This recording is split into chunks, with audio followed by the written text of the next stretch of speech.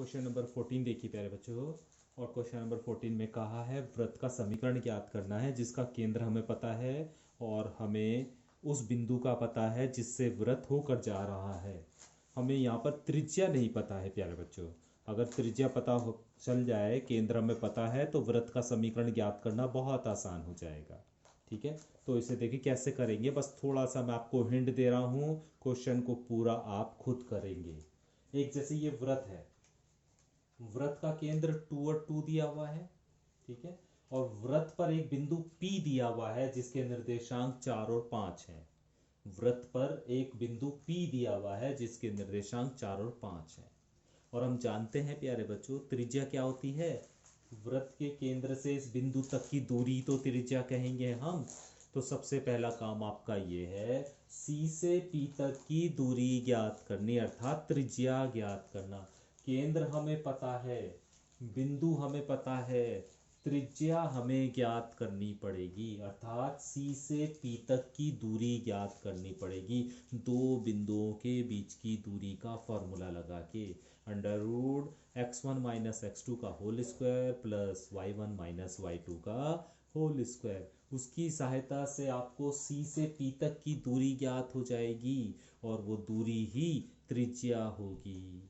जब आपको त्रिज्या पता चल जाएगी और केंद्र आपको पता है तो आप वृत्त का समीकरण आराम से निकाल लेंगे, क्योंकि हम जानते हैं कि वृत्त का समीकरण होता है x माइनस एच का whole square plus y minus k का होल स्क्वायर बराबर आर स्क्वायर। तो h और k की वैल्यू आपको पता है, r की वैल्यू आप निकाल लोगे जब इन दोनों के बिंदुओं के बीच की दूरी निकाल लोगे, वैल्यू रख देना, हल कर लेना, तो आपको वृत्त का समीकरण मिल जाएगा। तो प्यारे बच्चों इस क्वेश्चन को आप पूरा कर लीजिएगा। क्वेश्चन नंबर 15 और देखिए। क्वेश्चन नंबर 15 में आपको वृत्त का समीकरण ये दिया हुआ है, x square plus y square बराबर 25। ठीक है, इस समीकरण को हम थोड़ा सा इस तरह से लिख देते हैं। इस समीकरण को हम थोड़ा सा इस तरह से लिख सकते हैं प्यारे बच्चों, x माइनस जीरो का whole square plus y minus zero का होल स्क्वायर और बराबर 5 का स्क्वायर। उसी रूप में लिख दिया हमने इसे वृत्त के समीकरण के रूप में। अब आप देख रहे हो कि h का मान भी जीरो है यहाँ पर और k का मान भी यहाँ पर जीरो, अर्थात वृत्त का जो केंद्र है, वृत्त का जो केंद्र है वो जीरो और जीरो है और वृत्त की जो त्रिज्या है वो 5 इकाई है। इतनी बात समझ में आ गई होगी आपको। भाई वृत्त का समीकरण अभी हमें ये दिया हुआ है, इसे हमने उसी रूप में लिखा, x माइनस एच का whole square plus y minus k का होल स्क्वायर बराबर आर स्क्वायर। तो इसे ऐसे लिख सकते हैं, x माइनस जीरो का whole square plus y minus zero का होल स्क्वायर और बराबर 5 का स्क्वायर। इसका मतलब h का मान और k का मान जीरो, h और k का मान जीरो का मतलब वृत्त का केंद्र 0 0 है और त्रिज्या 5 है। ठीक है, अभी प्यारे बच्चों हमें केंद्र पता है 0 0।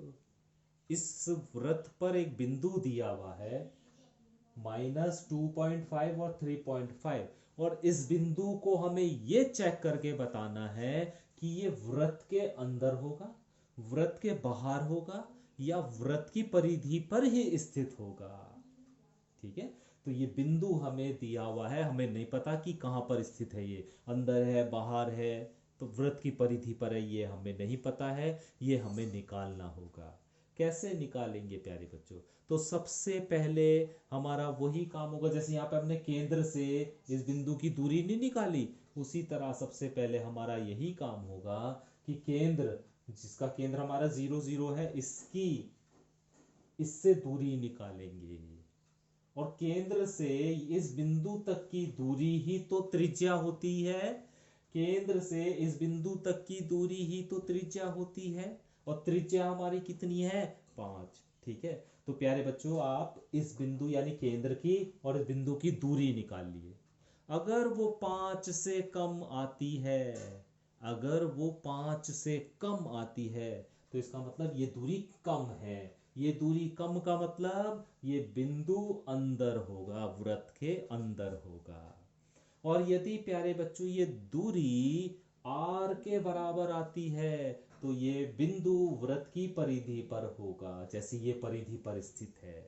और अगर ये दूरी d जो निकालोगे आप, दो बिंदुओं के बीच की दूरी जो निकालोगे आप, वो r से ज्यादा आ जाती है, 5 से ज्यादा आ जाती है, तो इसका मतलब क्या है, बिंदु जो है और आगे चला जाएगा, वृत्त के बाहर हो जाएगा, है ना। यहाँ पे मैंने लिख दिया है कि सबसे पहले इन दोनों बिंदुओं के बीच की दूरी निकाल लीजिए आप, और दूरी निकालने के बाद तीन बातें चेक कीजिए कि यदि d जो दूरी जो निकालोगे वो अगर r से कम है तो बिंदु वृत्त के अंदर होता है, अगर r के बराबर है तो बिंदु वृत्त की परिधि पर ही स्थित होता है, लेकिन अगर r से ज्यादा है तो बिंदु वृत्त के बाहर होगा।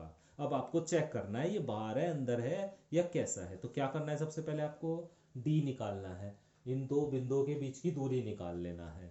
निकालने के बाद चेक करना वो 5 से कम तो नहीं आ रही या 5 से ज्यादा तो नहीं आ रही। अगर वो 5 आ रही है तो फिर तो वृत्त की परिधि पर स्थित है, अगर वो 5 से कम आ रही है दूरी तो वृत्त के अंदर स्थित है, और अगर वो 5 से ज्यादा आ रही है दूरी तो वृत्त के बाहर स्थित है। तो ये आपको चेक करना है कि d जो निकालोगे वो कितना आएगा, उसी के आधार पर अपने आंसर को लिख देना कि बिंदु वृत्त के अंदर है, बाहर है या वृत्त की परिधि पर है। ठीक है, तो इस तरह प्यारे बच्चों 11.1 में वृत्त से संबंधित हमने कुछ क्वेश्चन किए हैं, और मुझे उम्मीद है कि आपको ये सभी क्वेश्चन अच्छे से समझ में आ भी गए होंगे, आप इनकी प्रैक्टिस भी कर रहे होंगे, कि इसीलिए मैं प्यारे बच्चों बीच बीच में कुछ गैप दे देता हूँ, एक एक दिन का या 2 दिन का, ताकि आप जो क्वेश्चन आपको कराए जाएं उनकी आप प्रैक्टिस करते रहें। ठीक है, तो कल से हम हमारे नए टॉपिक की तरफ जाएंगे जिसका नाम होगा प्यारे बच्चों परवलय।